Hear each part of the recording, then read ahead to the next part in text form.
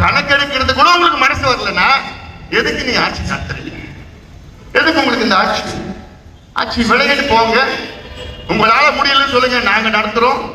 எங்களால ஒரு மாதத்துல நடத்த முடியும், ஒரு மாதத்துல நடத்த முடியும். அது மட்டும் இல்ல, 69 விழுக்காடு இடஒதுக்கீட்டுக்கு இன்னைக்கு மிகப்பெரிய ஆபத்து வந்து இருக்கிறது.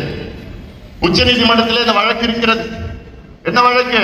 69 இந்தியாவில் எந்த மாநிலத்தில் 50 விழுக்காடுக்கு மேல இடஒதுக்கீடு கிடையாது. இந்த 10% இடபிள்யூஎஸ் வருவதற்கு முன்பு. அதனால ஆனால் தமிழ்நாட்டில் மட்டும் 69 விழுக்காடு இடஒதுக்கீடு இருக்கிறது.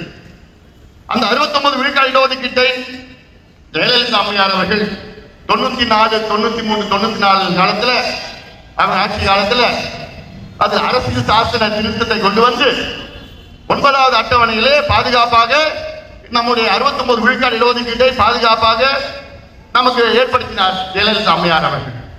இது மிகப்பெரிய சாதனையா நான் பார்க்கிறேன். இதை பத்தி எத்தனை மக்களுக்கு தெரியுதா தெரியல, இதை பத்தி அதிமுகவுக்கு தெரியுதா தெரியல. அதன் பிறகு தொடர்ந்து நமக்கு வந்துட்டு இருக்கு. ஆனாலும் இதை எதிர்த்து உச்ச நீதிமன்றத்தில் வழக்கு போட்டார்கள் 2007. அந்த வழக்கு 2010 ஒரு தீர்ப்பு வந்தது.